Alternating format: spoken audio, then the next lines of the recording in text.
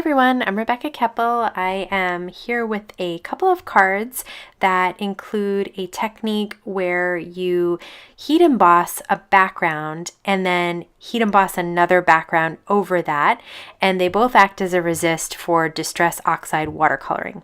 So let's get started. In this first card, I'm going to use a My Favorite Things script background, and then the Simon Says stamp, it's a circle background. I'm going to use Arches watercolor paper. It's really smooth. I'm going to take the foam out of my Misty because I don't need it. I'm using a cling stamp which already has the foam on it. So I'm going to close the door and pick up my stamp, and I'm going to use Simon Says stamp embossing ink.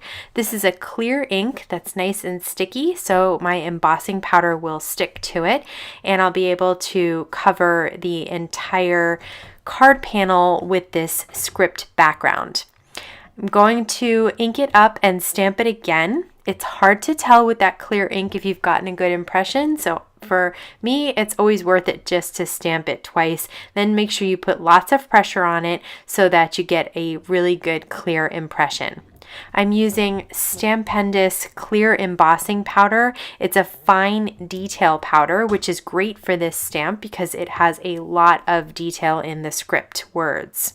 So I'm going to cover this entire panel with the embossing powder.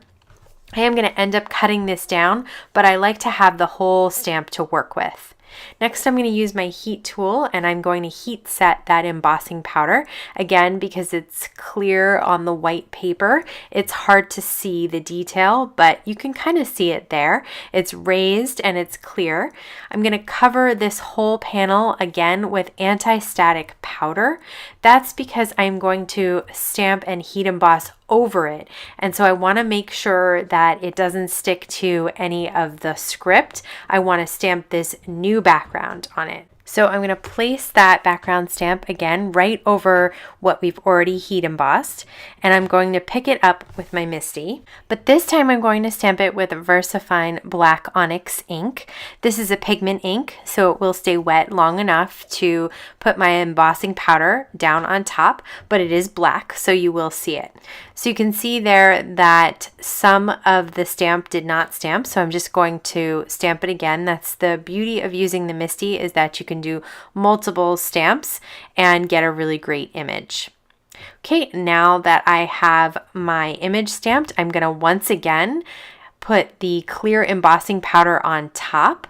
This will allow me to have both the text and those doodle circles as a resist, and I'll be able to watercolor, and the watercolor won't lay on top of either the shapes or the text. I'm going to use some Distress Oxide inks to watercolor, and I have picked raspberry, abandoned coral, and squeezed lemonade.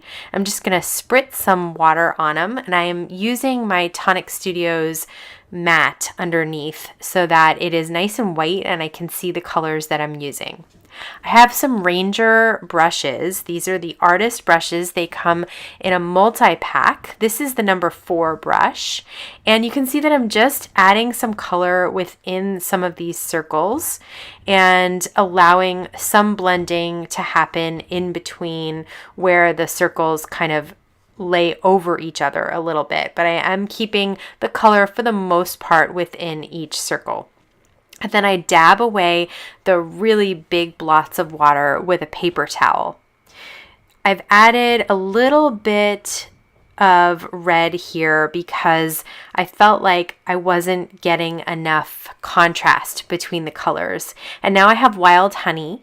The red was candied apple. I have wild honey, and I'm going to add just some extra colors to the squeezed lemonade and to some of the abandoned coral, a little bit to the picked raspberry as well. Again, just adding some extra color there so that there's blending, and I just like the way that those colors look. So you can see those text backgrounds within the open areas of those doodle circles. Now I'm going to take some Thermoweb iCraft Easy Cut adhesive and lay it on some black cardstock and trim the edge. Then I have a thanks die from Simon Says stamp. I temporarily adhered it with my purple tape from ThermoWeb, and then I ran it through my die cut machine. This allows me to change my die cuts into stickers so that I don't have to worry about hiding adhesive behind these really thin and fine die cuts.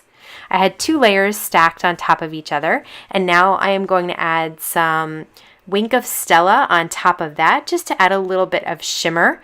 And on top of that, I'm going to add some Tonic Studios Nouveau Crystal Glaze. This comes out really fast, makes it really easy to move around the die cut and get some dimension and shine.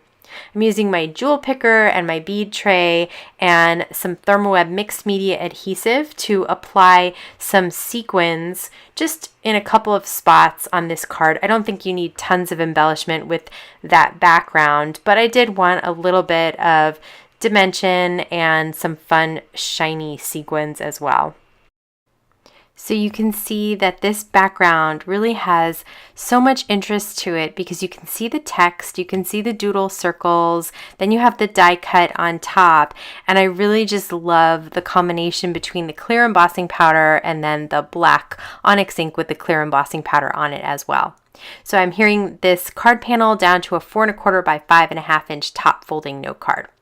I thought it'd be fun to try out different text and also different colors. So I'm going to stamp the Simon Says Stamp You Matter background stamp on Arches watercolor paper. I'm doing this again with the clear Simon Says Stamp embossing ink, and I'm using the clear Stampendous embossing powder for this. So the background is pretty much the same. I'm going to have a text background. It's going to be clear on white, and then I'm going to emboss another background on top of that. So for that second background, I have this Hero Arts cling stamp. And this time I'm going to use the clear ink once again. I put down my anti-static first, then I really ink up my stamp with that clear embossing powder. Again, it's hard to tell if you get a great image, so I like to stamp it twice, put lots of pressure on it. And I felt like I was missing a couple of spots, so I actually did this a 3rd time. So 3rd time was the charm. This time I am going to put some Wow Silver Pearl embossing powder over top, and this effect I really, really liked a lot. I'll be doing this again for sure. So this time I chose a different round of colors. I have the Distress Oxide Inks in Shaded Lilac, Mermaid Lagoon, Seedless Preserves, and I decided to also I'm just doing stripes this time, so I'm not dropping in color in these tiny little spots, but I do that with some of the Blueprint Sketch just to add a couple of sort of splatters or ways to blend these colors together. They blend beautifully, and especially I love the blend between the Mermaid Lagoon and the Seedless Preserves. I wasn't sure about Seedless Preserves because I'm not really a purple fan, but wow, I love it as a watercolor. It's really pretty.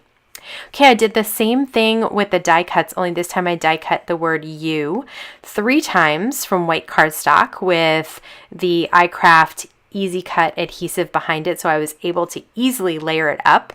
Took that last protective layer off the back, and now I'm trimming out a sub-sentiment that I stamped that says make the world a better place. I'm going to put some foam adhesive just on the right hand side and the left hand side. I'm going to leave that center where it hits the U open so that will pop up just by being on the U letter there, and then the rest of it will stay up because of the foam adhesive. So I'm just going to make sure that it's even there, and then I'm going to take my card panel and use some Memory Runner XL to adhere it to a 4 1/4 by 5.5 inch top folding note card.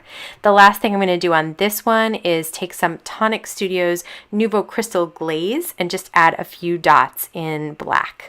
And that completes this card. I think this is my favorite by far. I really, really like the silver over the clear. You can see the text in that background there. So this is a really fun technique. I hope you'll give it a try. Just grab a couple of different background stamps and some embossing powders and some type of coloring for the top. If you're interested in the supplies that I use, they'll all be linked down below. You can subscribe to my YouTube channel here and be the first to see all my videos as they come out. You can check out my blog, and I'll have a couple of other videos, some Distress Oxide videos, and some other things for you to check out if you're interested in that as well. I want to thank you so much for stopping by today. Have a wonderful day.